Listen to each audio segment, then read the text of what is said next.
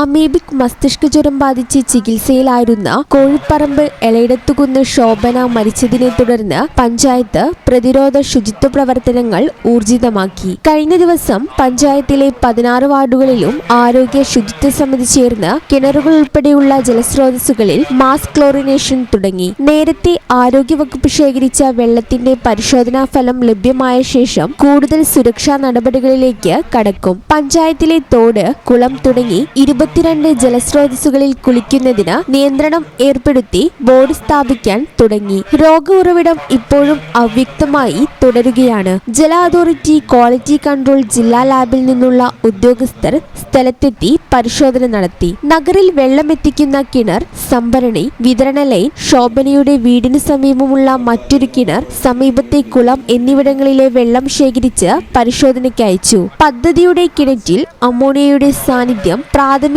പരിശോധനയിൽ കണ്ടെത്തിയിട്ടുണ്ട്. പൂർണ്ണ പരിശോധനാ ഫലം 2 ദിവസത്തിനുള്ളിൽ ലഭ്യമാക്കുമെന്ന് ജല authority QCDL AE-VP Aneesa, senior chemist Sajeesh Vaikkari, microbiologist K Jusaila എന്നിവർ അറിയിച്ചു. സംഭരണിയിലേക്ക് എന്നും വെള്ളം പമ്പ് ചെയ്യുന്നതിനാൽ തുടർച്ചയായി ക്ലോറിനേഷൻ നടത്തണമെന്ന് നിർദ്ദേശം നൽകി. വിദ്യാലയങ്ങളിൽ ജാഗ്രത കർശനമാക്കുന്നതിനും ബോധവൽക്കരണം നടത്തുന്നതിനും പഞ്ചായത്ത് എഡ്യൂക്കേഷൻ കമ്മിറ്റി ചേർന്ന് തീരുമാനങ്ങളെടുത്തു. പ്രസിഡന്റ് K രാമൻകുട്ടി ഉദ്ഘാടനം ചെയ്തു. വൈസ് പ്രസിഡന്റ് M സജന അധ്യക്ഷത വഹിച്ചു. വാർഡ് അംഗങ്ങളും പ്രധാനാധ്യാപകരും PTA ഭാരവാഹികളും ആരോഗ്യ ഉദ്യോഗസ്ഥരും യോഗത്തിൽ പങ്കെടുത്തു.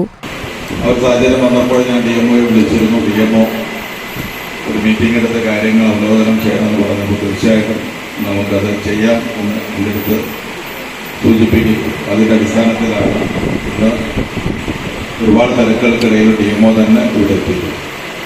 എനിക്ക് തോന്നിയ 1-2 കാര്യങ്ങൾ അമീബിക് മെനിഞ്ചൈറ്റിസുമായി ബന്ധപ്പെട്ട കാര്യം ഇവിടെ പറഞ്ഞു. 2 കേസുകളാണ് റിപ്പോർട്ട് ചെയ്തത്. അതൊരു കേസിനകത്ത് കിണറിലും തൊട്ടടുത്ത ജലാശയത്തിലുമൊക്കെ അമീബിക് സാന്നിധ്യം കാണുകയും ചെയ്തു എന്ന് പറയുന്നത്. തിരുവാലിയിൽ മറിച്ചാണ് എൻ്റെ അടുത്ത് ചില ഉദ്യോഗസ്ഥർ പറഞ്ഞത്. അവിടെ എവിടെയും കണ്ടെത്താൻ കഴിയുന്നില്ല എന്നുള്ളത്. പക്ഷെ ഫൈനൽ റിസൾട്ട് വന്നിട്ടില്ല എന്ന് പറഞ്ഞു. എന്തായാലും ചില കിണറുകളിൽ ഇന്ന് കണ്ടു എന്ന് പറയുമ്പോൾ അത് അവിടെ മാത്രം നിൽക്കുന്ന ഒന്നാണ്. മറ്റ് കിണറുകളിലും ഇതിൻ്റെ സാന്നിധ്യം ഉണ്ടാവുമോ, കൂടുതൽ രോഗികൾ വരാതിരിക്കാൻ എന്ത് ചെയ്യണം എന്നതിനെക്കുറിച്ച് ഗൗരവമായ വന്നു. ഈ channel news Malappuram. BSc optometry ഒരു പ്രൊഫഷണൽ കോഴ്സാണ്. ഇതൊരു പ്രാക്ടിക്കൽ ഓറിയന്റഡ് കോഴ്സും കൂടിയാണ്. ക്ലാസ്സിൽ പഠിക്കുന്നതിനേക്കാൾ ക്ലിനിക്കൽ എക്സ്പോഷർ കൂടുതൽ വേണ്ടൊരു മേഖലയും കൂടിയാണ്. അൽസലാമ ഐ ഹോസ്പിറ്റലിൽ ആവശ്യത്തിലധികം ക്ലിനിക്കൽ എക്സ്പോഷർ നമുക്ക് ലഭിക്കുന്നുണ്ട്. അതുകൊണ്ട് തന്നെ വേഗത്തിൽ പഠിക്കാൻ പറ്റുന്നു, എല്ലാം മനസ്സിലാക്കാനും പറ്റുന്നു.